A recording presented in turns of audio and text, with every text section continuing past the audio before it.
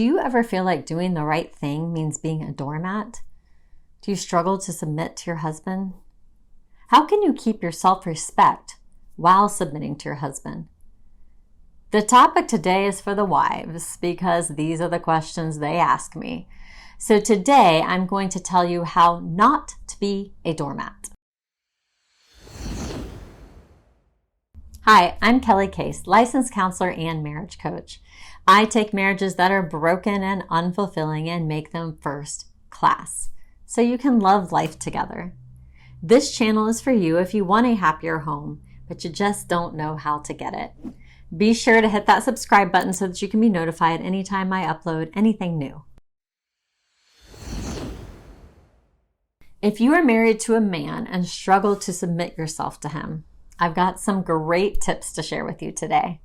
I'm going to share 5 things that you can do to submit to your husband in a way that doesn't make you a doormat. What exactly does it mean to be a doormat?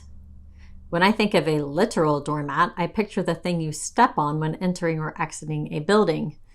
It's something that gets stepped on and often gets gross stuff like mud or snowy sludge wiped on it.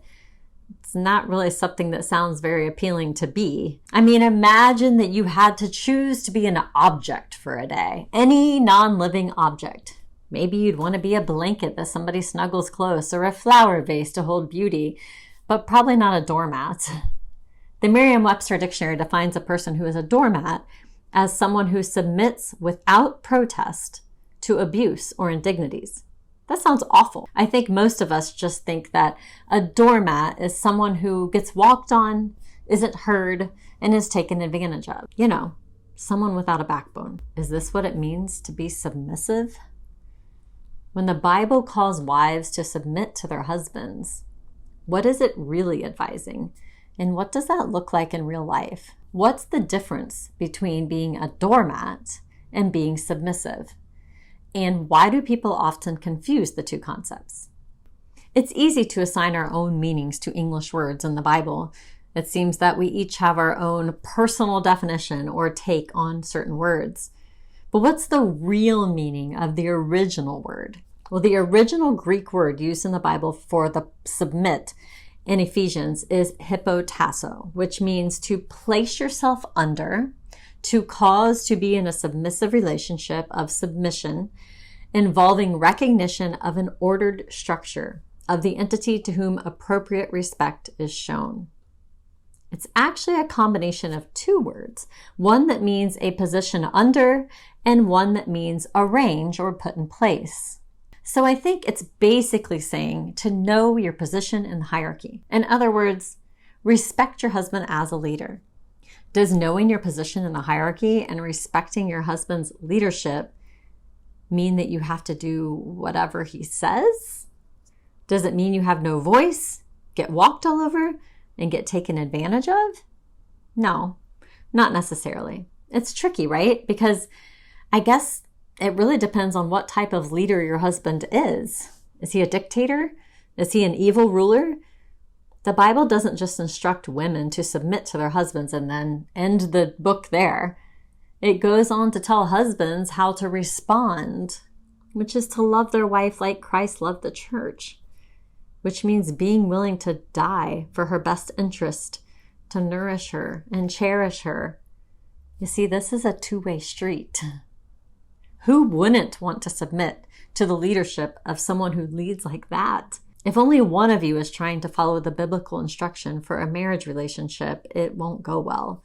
This is why the Bible instructs you not to marry someone with whom you are unequally yoked. Maybe you've already done that. So what now? First, let me ask you, why are you being a doormat? Do you really think that that's what you're supposed to be doing? I ask this because some people really do think this. Do you think it's selfish to stand up for yourself or for your children? Do you think that your needs, desires, and rights are unimportant? Are you being a doormat in other relationships besides just in your marriage? If so, you need to take a look at your beliefs and attitudes around relationships and take a look at your lack of self-confidence. That is a completely different topic. that I'm not going to address here. I digress. But I wanted to mention it to you just as food for thought. All right, let's jump in.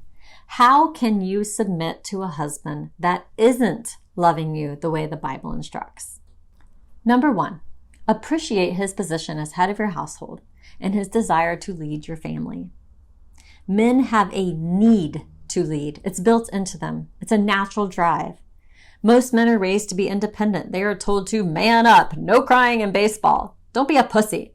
Sorry for my language, but this is what they're told by their peers and sometimes even by their fathers.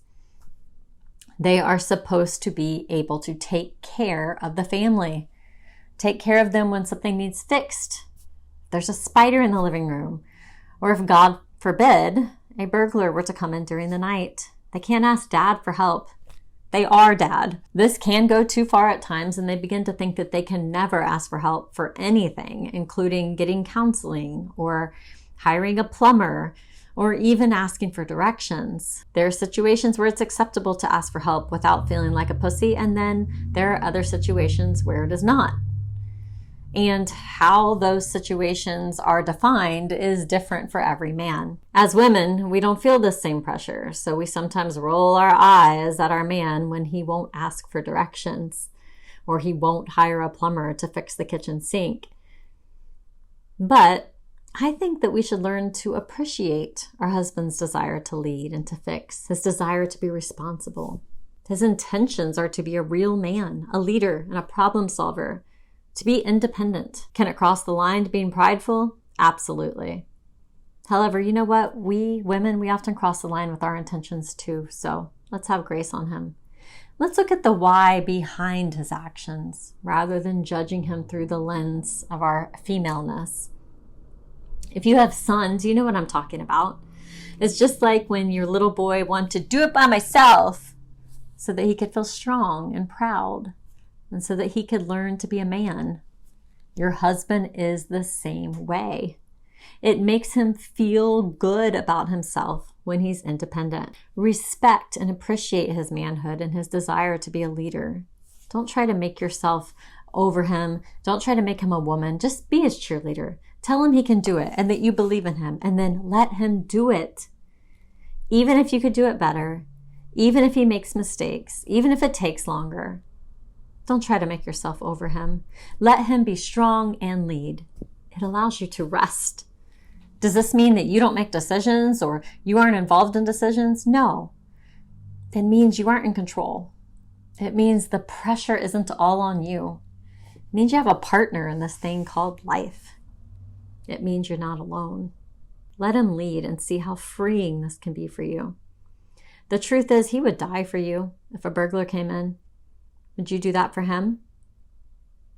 Have you ever thanked him for the fact that he lives every moment of his life standing ready to protect you and even die for you? Jesus said no greater love has someone than they would lay down their life for their friend. You see, you can't demand that you're in charge, but then expect him to be in charge when it's convenient, like when things are broken or when someone breaks into your house. God forbid. I hope that never happens. Respect your husband as leader of your household. This doesn't mean that you always agree with his decisions.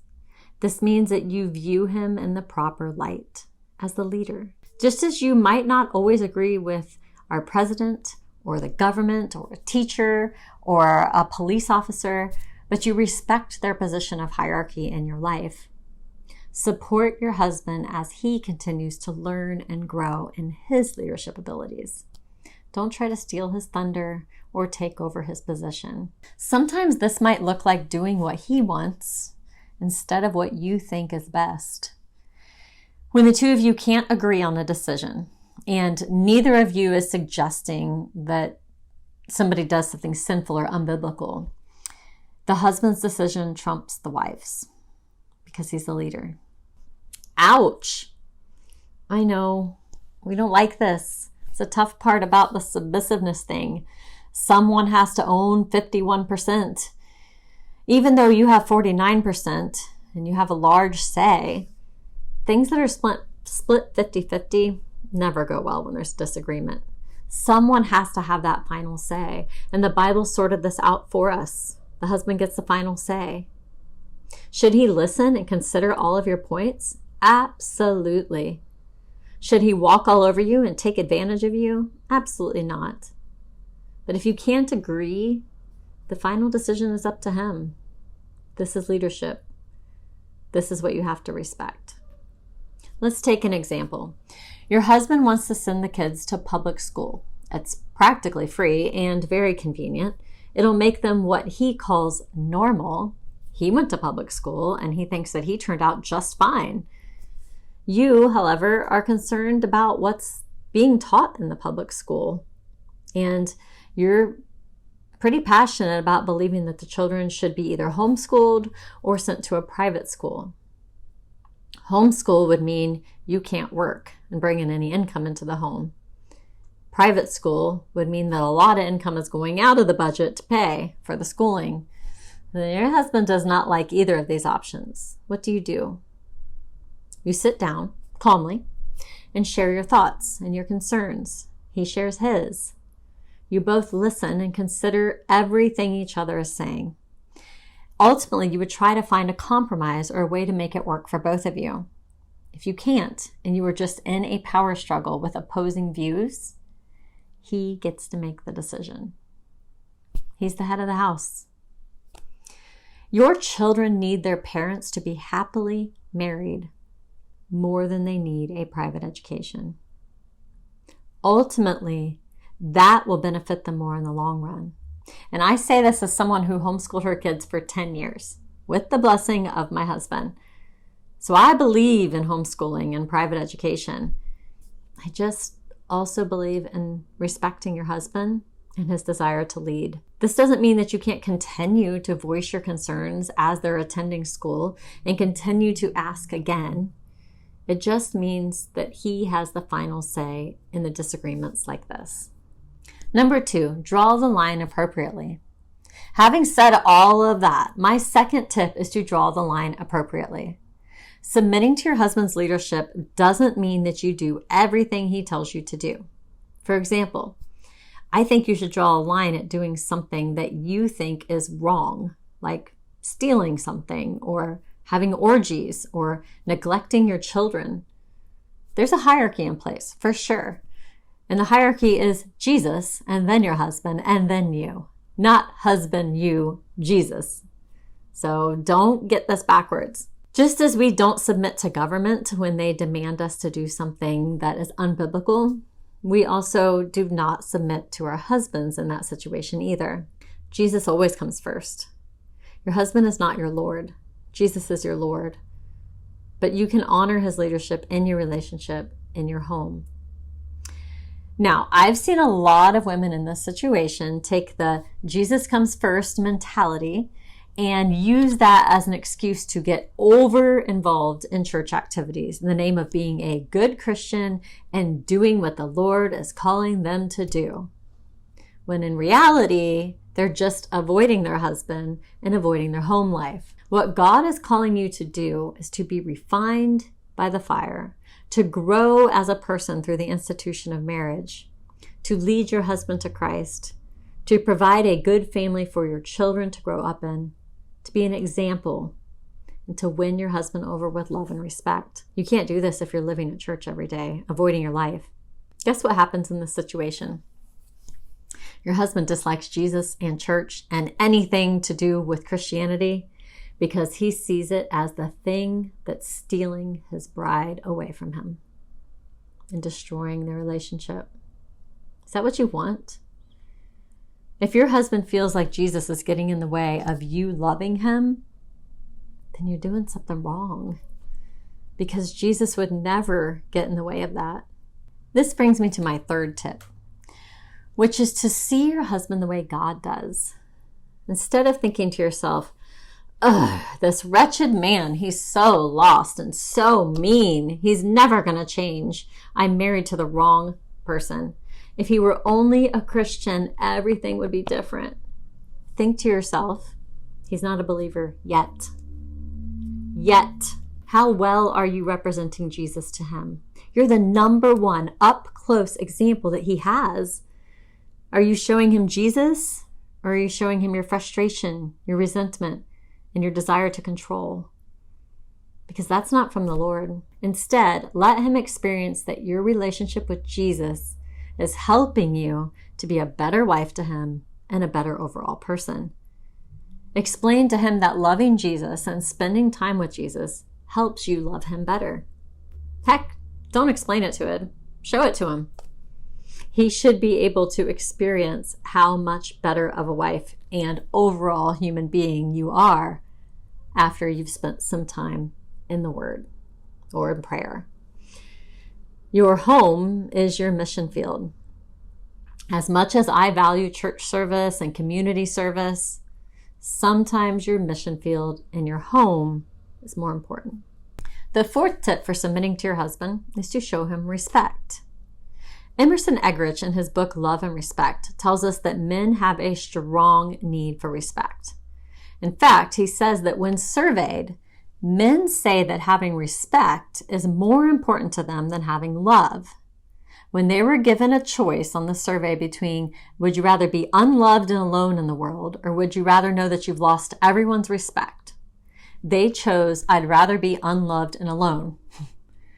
They'd rather be respected than loved if they had to choose. Of course, they want both. But I think this is an important revelation. Ephesians 5:33 tells wives to respect their husbands. And Eggerichs proposes that the reason that the Bible needed to instruct women to do that is because maybe it doesn't come so naturally to us. We naturally love and nurture. We don't naturally respect. In fact, many times we are extremely disrespectful and don't even realize it. Do women need respect too? Absolutely. But your husband has a need for respect on a different level than you do. Because on that same survey, when given to women, women said that they would rather lose everyone's respect than to feel unloved and alone in the world. So when push comes to shove, there is a difference between genders if we have to choose between having love or having respect. Maybe this is a tough one because your husband does a lot of things that you don't respect, if you're being honest. Well, we need men to love us even when we're PMSing, not being very lovable. We need our men to think that we're beautiful even when we're sick or don't have any makeup on. Likewise, our men need us to respect them, even when they mess up or when they have disrespectful moments. We may not always respect what they did, but we can respect them as a person. What does it mean to respect someone?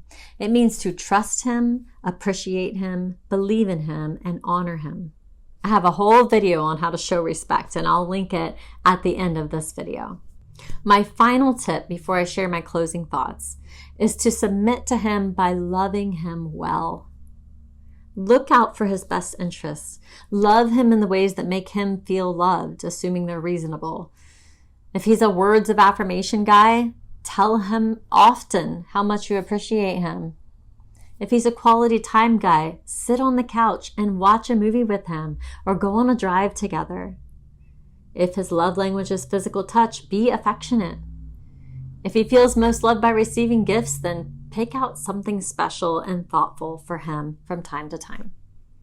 And if he's an acts of service guy, see what you can do to make his life a little bit easier. I hope that the picture I painted today about how to be a submissive wife is different than the doormat picture that you had in your mind before. If you still feel unable to do it, maybe you should ask yourself why. Is it really that he's treating you as a doormat? Or is it that you're rebelling against the idea of being vulnerable and cooperative in a relationship? Maybe you feel better when you are in control and in charge. Submissiveness doesn't come out of a lack of confidence, an inability to speak up, or a fear of confrontation. Submissiveness comes from a place of strength, from someone who understands their role and can walk gracefully in it. If you watch this entire video, I'm guessing that you truly want to be a more submissive wife. Why? If your motivation is because you want to put your husband's best interest as a priority, because you want to model a good marriage for your kids and because you want to honor the Lord, then being submissive should come naturally and shouldn't feel yucky. My hope for you is that your loving and respectful behavior toward your husband will reveal to him your inner strength and who it comes from, and that you will win him over so that he can become the husband that the Bible instructs him to be. To learn more about how to have a first-class marriage, visit me at firstclassmarriage.com.